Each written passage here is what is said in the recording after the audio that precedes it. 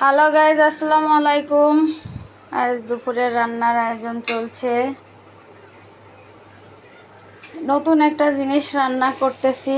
এ দেখেন, কলমি শাক দিয়ে ট্যাংরা মাছ দিয়ে তরকারি।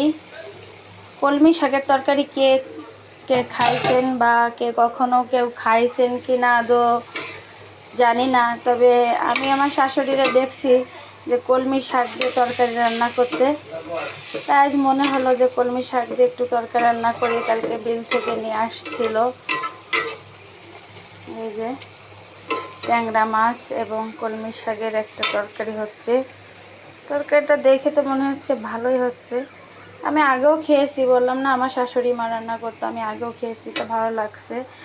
তো এই হলো মুরগির মাংস রান্না করছি, কাঁঠালের আঁটি দিয়ে মুরগির মাংস। এই যে কাঁঠালের আঁটি আছে, তো মুরগির মাংস আর কাঁঠালের আঁটি।